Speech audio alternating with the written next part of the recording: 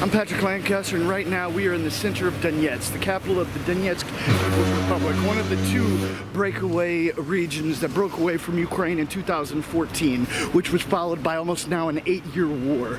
And as anyone that has turned on a TV or turned on a computer knows, there is a lot going on here as far as the accusations going on between the world powers, Russia, the United States, European countries.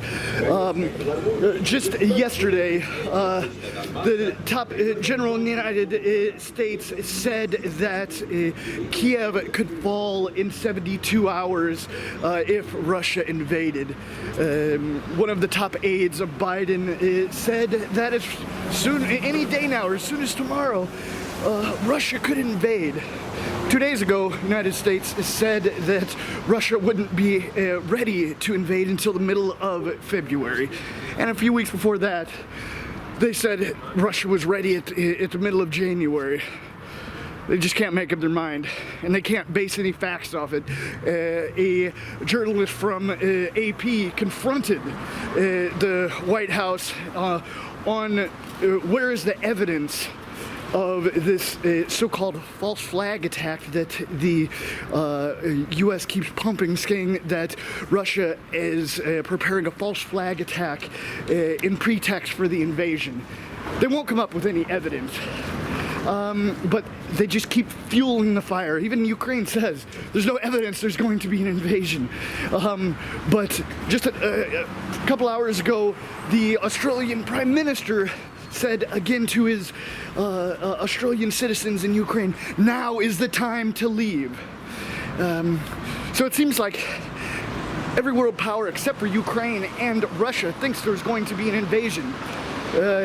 We're here in the Donetsk People's Republic, as I said, and they say that it's Ukraine that is planning an invasion and a false flag attack. And right now, there's been an emergency meeting of the official representative of the Donetsk People's Republic, People's Militia, Edward Basurin, and many journalists here. We're headed there right now to see what the facts are, see what this emergency statement is going to be.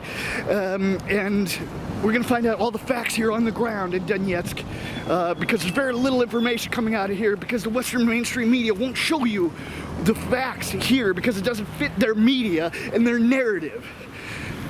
So we're going to keep on showing you exactly what's happening. Stay here with us. Please like this video, share, and subscribe to this channel if you're new. There's a lot coming. Обстановка на линии боевого соприкосновения остается напряженной и имеет тенденцию к дальнейшему обострению. Мы продолжаем фиксировать факты подготовки противника к агрессии против независимых республик. На Донецком направлении отмечается прибытие украинских националистов.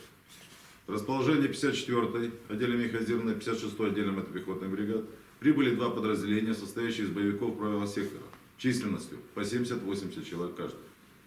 Все боевики имеют опыт боевых действий и прошли подготовку под руководством британских инструкторов. Командование националистов распределяет в подразделение 54-й, 56-й бригады, занимающие позиции в первом эшелоне на северных и западных подступах к Донецку. Украинская команда не просто усиливает свою группировку возле столицы Донецкой Народной Республики, а формирует штурмовые группы из идеологических мотивированных националистов, которые должны будут вести боевые действия в городе и выполнять задачи, невзирая на гибель мирного населения. По результатам работы комиссии Украинского генерального штаба, осуществляющей проверку готовности вооруженных сил Украины к агрессии на Донбассе, досрочно заменен командующий оперативно-тактической группировки «Восток». Генерала Тарнавска на этой должности поменял более идеологически лояльный киевскому режиму генерал Содаль, командующий морской пехотой Вооруженных сил Украины. По мнению Генштаба Вооруженных сил Украины, Содаль имеет достаточный боевой опыт для проведения наступательной операции. Также разведкой народной милиции получены сведения о прибытии в зону проведения так называемой операции объединенных сил польских наемников. В районе Свен-Попасны отмечено присутствие двух вооруженных групп в количестве до 20 человек, смешанной в форме одежды тактического типа. В ходе доразведки установлено, что указанные лица разговаривают на польском языке и прибыли для выполнения задач в зоне ответственности 24-й механизированной бригады. Их задача – проведение совместно с подразделениями украинских сил специальных операций, в точных диверсионно-террористических актов, направленных на выведение из строя объектов жизнеобеспечения, социальной инфраструктуры и запугивание местного населения.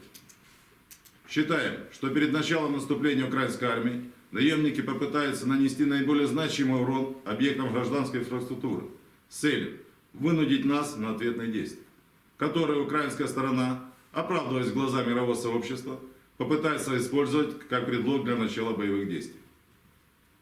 На территорию Украины поляки прибыли под видом инструкторов, направленных для участия в учебно-тренировочной миссии по подготовке украинских военнослужащих. Кроме того, нами получены данные о крайне неблагоприятной ковидной обстановке в украинских воинских частях, находящихся на линии боевого соприкосновения. Наиболее критическое положение сложилось в 95-й отдельной десантно-штурмовой и 30-й отдельной механизированной бригады. Более половины личного состава этих бригад заражены новой коронавирусной инфекцией. Многие в тяжелом состоянии. В связи с отсутствием лекарств их лечение не проводится. Не менее 6 военнослужащих умерли. Данные факты скрываются. Продолжаются поставки летального оружия западными странами на Украину. Наиболее циничным выглядит действие правительства Польши. В начале этого года, когда Польша принимала представительство ОБСЕ, премьер-министр Матеуш Моровецкий говорил, что Польша сделает все необходимое для мира и безопасности в Европе. Спустя месяц он открыто заявляет о намерении передать Украине боеприпасы, ПЗРК «Гром» и беспилотные летательные аппараты, которые, кстати, идут на оснащение не только вооруженных сил Украины, но и украинских националистических организаций. Заявление польской стороны не способствует миру и стабильности, а провоцирует эскалацию обстановки и подталкивает Киев начать геноцид населения Донбасса. Считаем, что действия Варшавы несовместимы не только с председательством, но и с членством Польши в ОБСЕ.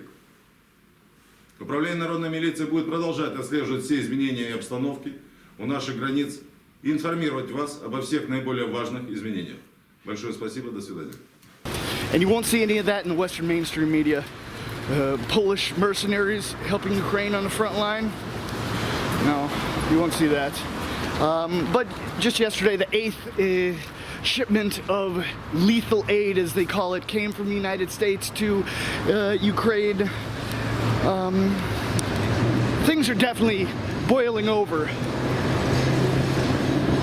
There's just so many expectations of war at this point from everyone except for the people that live here. And even in the last days, there's been a lot of video and photos circulating around social media of Russian troops on the move. Now, what can you believe and what can't you believe? It's hard in this day and age because so much can be manipulated and twisted in the media. Like, before I became a journalist, I never knew the propaganda was a real thing. I thought this was something that we left back in the old days. No, but every country has their propaganda. It only shows you what they want you to see. This is why you need to search and do your own research to find out the truth of what's happening and not just listen to one side.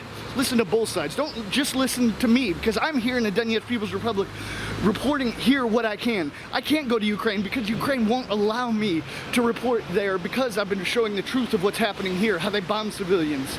There's other people on that side. There's other journalists over there. Watch them too. You need to find out for yourself what the truth is.